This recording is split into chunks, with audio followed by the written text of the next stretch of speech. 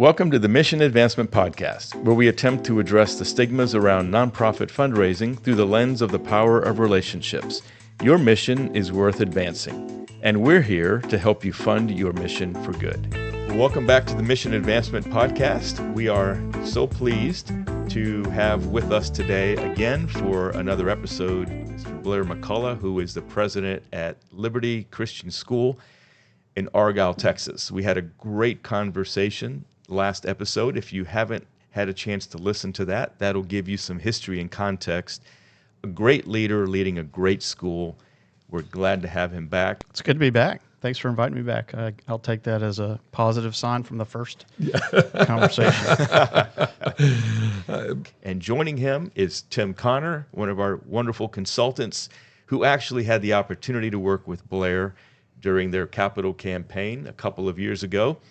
And he lived it with Blair. And so we wanted an opportunity to hear from both of them because they have a unique perspective. Last week, we talked a little bit about all that led up to knowing and feeling and really being convinced that they needed to do something important, something big for the school. And today we wanted to get into some of the details related to what that felt like and what that experience was like for him, for his board, and for the school in general. So, gentlemen, great to have you back today. Blair, thank you for taking the time to join us. This has been a great conversation. Blair, one of the things that I'm really curious about as you entered into a campaign, obviously you're running a very successful school, and you have a lot of priorities. As a consultant, sometimes we walk in and we're a competing priority. Sometimes a student discipline issue is more important than this capital campaign in this moment. One of the things that you did really well was give us your time. I was always impressed by that. When we were coming on site, you dedicated time for us to be together. How did you do that?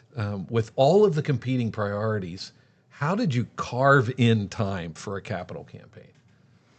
Well, I would say delegate. It was absolutely, I mentioned in the previous episode that we had created a campaign committee and our board chair was chair over that.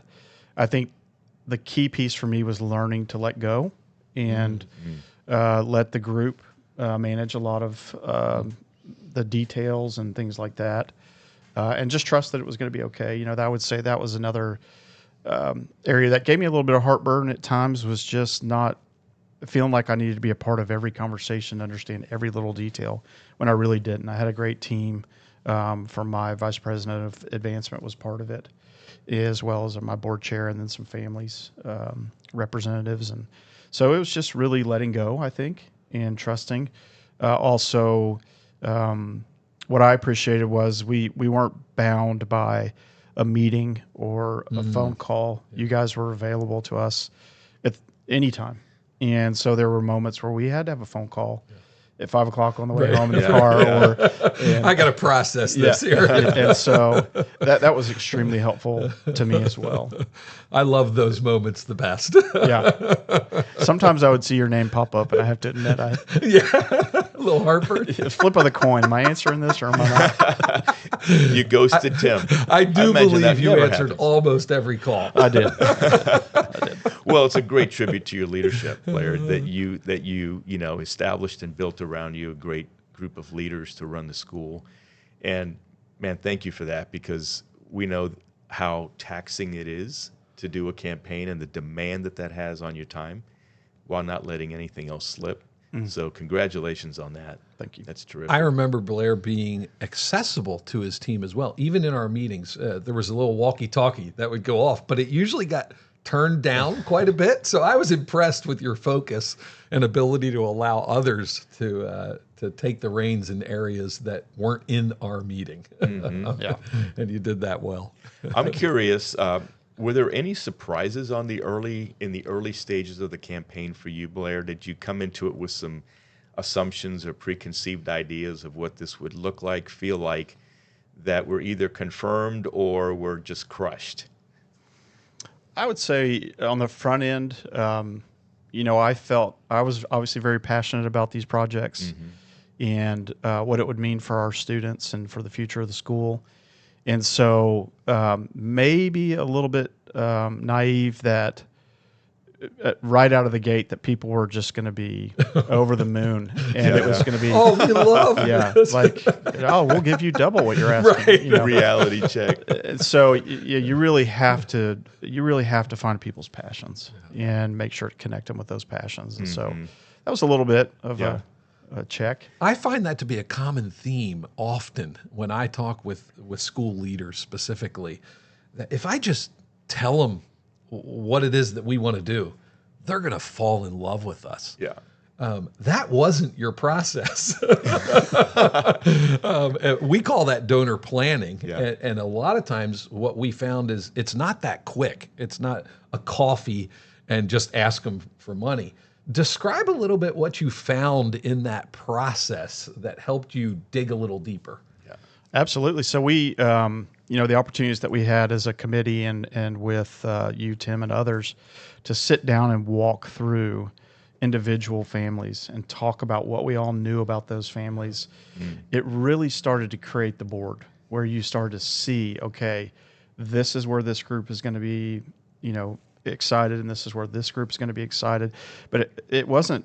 It was a very detailed process. Yeah. It was far more detailed than I would imagined on the front end. Yeah. Some of the questions, were, but it was great. Right. I really enjoyed that part of it. And when we had situations where it maybe didn't go quite the way we wanted, we could see why. It made sense because of the work that we were able to put in on the front end with mission advancement. So I remember some of those conversations. One of the fun things that I saw in it was how the team knew very well, if they were a married couple, knew one spouse really, really well. And then we asked questions about the spouse, and it was, we don't see them as much, or we don't really know.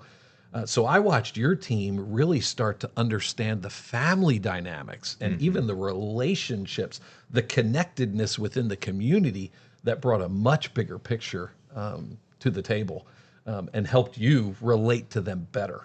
100%. Yeah. Yeah. Yeah. That's when you're talking about a family and how do you identify their passions and get them involved. That's one thing. But then when you start asking me, how do I get the wife and the husband on the same page? Right. Now we're talking about something totally different.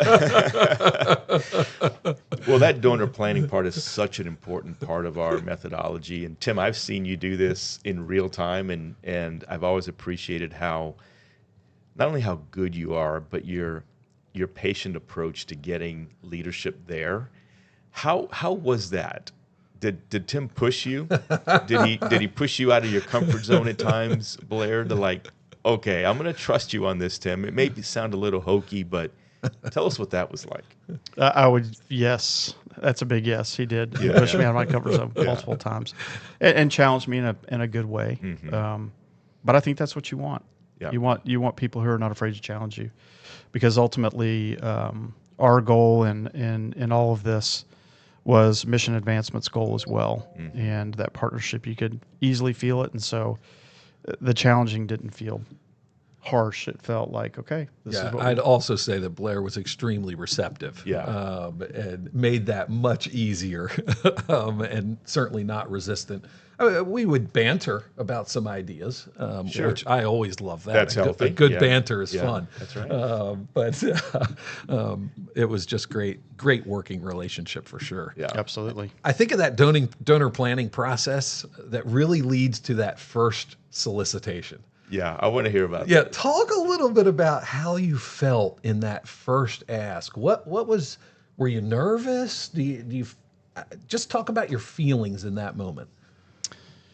Well, I would say it was, I was more excited than anything because I was, obviously so excited about what we Sure. were trying to accomplish. And so there was a lot of excitement on my part. I would say where the nerves really kick in is when you're with those top donors, or you're really asking a lot of them. You're asking them to make a big sacrifice for the school. And so that's never an easy conversation. That's something I still am not used to. So I think that was your first pep talk. Yeah. It was going into one of those. Yeah. So You can do it. yeah. Just get the words planned out. for this. Yeah, and even on the front end, we ran into some situations where some of those families just weren't able to do it. Right. And it's not it's not a huge letdown, but it is a little bit of a letdown. Yeah, because right. you had hoped that there would be a big kick in right there, and it didn't come. And so I appreciated our conversations afterwards. How did you balance that pressure, especially early on? You may be talking with somebody who their gift has potential to be such a swing vote in whether this project is going to happen or not. That could be overwhelming to some people. What are some things that you did to kind of keep yourself centered in that conversation? First and foremost, just go back to the plan, right? We had a plan for all the families that we were going to engage. And so when one wasn't able to support the campaign, then it was go back to the plan and look at it and see how do we adjust. Yeah. And that made that easier. It's almost like a football coach who makes halftime adjustments. Mm-hmm. They've got a plan for the game, right? Yeah. And so we had a great plan for the game, I believe. And ultimately, when it varied, we just went back to the plan and figured out what's next. Love that. That's so awesome to hear. Tell us about a unique donor experience that you created. Because I know that's one of the things, Tim, that you worked with Blair about is who's the family, what are their passion points, and what are the things that would really make them walk away and say, wow, that was a unique ask. If you don't mind, share with us briefly what one of those was like. Sure. So a big part of our projects was to create what we call the Strive Center, which is science, technology, research, innovation, and entrepreneurship. And so one of the first families that I spoke to, I had to take them into a space that was currently our Liberty Locker, which is our campus store, right? And I had to try to paint a picture of what it could become and what the outcome was going to be if we could create this Drive Center. And probably rambled a little bit too much because I got so excited describing it. But then I noticed the look on the individual's face, and I could see, okay, he's catching this vision. They're starting to see it. And part of that was because I knew from our planning that this was something that he would be passionate about, his family would be passionate about. And so it was just so fun to see that light come on and see someone get inspired by the vision. And it really becomes a partnership at that point. When you see that light click, you're going, wait, we're actually doing this together. There you go. You're inviting them to be a part of making that vision happen. Yeah, and I don't know if you guys have experienced this in other situations, but some of those conversations ended up in potential donors starting to take it further. Like, well, then we could add this, and then we could, and what if we? And you're kind of going, wait a minute. You appreciate the enthusiasm. Stay in the lane. That's right. And you actually, I got to see a tour of the Strive Center in Liberty Locker. I mean, it is beautiful. Thank you. It's a beautiful space. Congratulations on that. You had the mastermind, the gentleman that was in the Strive Center working on some kind of project. And I mean, that's cool. And you started last episode with, we wanted to enhance student experience. And I thought, man, this is really student-centric. This is about giving them something that's very unique that helps them elevate those gifts that they have. Absolutely. Amen to that. Yeah, and right next door to that, we actually created a student union. And really cool story about it through this process is that we told the students kind of a 50,000-foot view of what we wanted to do for them. They didn't really have their own space. And then a group of about 10 students went and created a PowerPoint. And they had swatches of fabric. Oh, they picked it all out. Furniture. That's awesome. A complete vision for what the space could look like. And I'm telling you, if you walk in the space today, it looks exactly like they designed it. Yeah. Maybe some pillows are a different color. But overall, and so it was really an amazing experience to involve the students in the process and then see it come to fruition. So When That's you awesome. pull back out for a minute from the donor experiences that you had and kind of look over the campaign, what hurdles do you think you faced during the campaign, and how did you overcome those? well, as we talked about a little bit before, I would say first time experiences was a big hurdle because I didn't know really how to anticipate what came next on my own, right, without support. So that was a hurdle. I think just the timelines of construction and then the constraints of the school. Obviously we have to run day to day, and we're doing construction inside the building, and all of just the logistics. And then the everyday changes where we would feel like we were humming along, and then all of a sudden we run into a problem, right? Which is all normal. But if you haven't experienced it, haven't been through it, it can be nerve wracking. Yeah. And you just really wonder if it's ever going to Yeah. get to where you want it to be, right? So, Well, take me to the point then at the end of, I want to say the end of the campaign, but certainly the end of these projects as they started. I mean, you were working inside the building and you started seeing these projects come to completion. What type of feeling did you have in those moments when you saw the projects coming to life? oh yeah, it's hard to describe the way that feels. It's an amazing feeling as you start to see, kind of the skin come onto the vision, and the you starts with a framework, and then you start seeing it all be built piece by piece, and you can start to see, okay, it's starting to look like what we had hoped it would look like. Yeah. And then you start watching the calendar more, and you're like, when did you say this was going to be finished? So yeah, that's a really fun process. How did you walk the donors through that with you at the same time? They're not always in the building every single day, but how did you keep them connected as you started working on and finishing these projects? Yeah, that's a great point, because what we did was as we would get to certain points where you could really start to see things coming together, we would bring some donors in as updates, and then go back and highlight the things we talked about. You remember how we said this? Well, Yeah.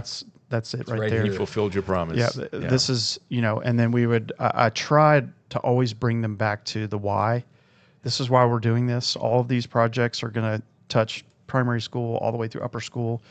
It's going to touch academics, athletics. It's going to touch spiritual life through discipleship, and so we're doing something for everybody. Yeah. And as people could start to see it all come together, they could start to see that. Yeah, you're right. This is going to be beneficial to everybody. Yeah. So that was key, I think. As the reach of this podcast grows internationally, I would just want to say to anybody listening still, come visit Liberty Christian School. Yes. They're doing great work. These projects in particular are a great example of a success story of a campaign that really has transformed your school.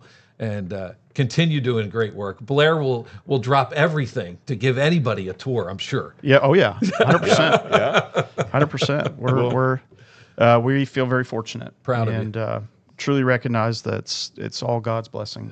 And so, Into that. Great to see you grow through that journey. Absolutely, absolutely, and we're proud to be a small part of that with you. We're all about relationships, as you know, and it's great for us to be able to say we helped a good leader do a good job in this. And so, Blair, thank you for being with us. This has been Absolutely. a great pleasure. conversation, Absolutely. and Tim, you as well. I mean, I love the relationship that the two of you had. You went through the battle together, and We survived. Yeah, we survived. And honestly, one of the things I love about our team is that it's never about, hey, we're done with that client and we're gone. Yeah. There's a relationship there that outlasts that. And, you don't go through those kinds of experiences together and not bond. And so you're a true friend, Blair, of our team and our company. And hope you know that we're here for you anytime that we can be of help to you. So Absolutely. If I can give a shameless plug here, I would say that echo everything you just said, but I would say that when we talk about mission advancement and what I do as a school leader, I could truly feel like our mission was your mission when you guys came in. Mm-hmm. And so it was more than just a partnership of trying to accomplish raising some money and building something. You guys were trying to help us accomplish our mission. And that partnership meant so much to me and still does. And so I see the friendships as well that are so important. I call you guys about all kinds of stuff that we probably shouldn't talk about on a podcast, but that's the fun but stuff. to me, that's extraordinary. You don't always get that. And so thank you guys for all that. Absolutely. You've done. Thank you. Well, this has been a great conversation. Thank you both again for joining us today. And for those listening, thank you for being a part of this. We hope it was beneficial. Thank you for joining us on this episode of the Mission Advancement Podcast. Be sure to check out our website at missionadvancement.com for additional content. And never forget that your hard work in nonprofit is changing lives every day. Keep funding your missions for good. We'll see you next time.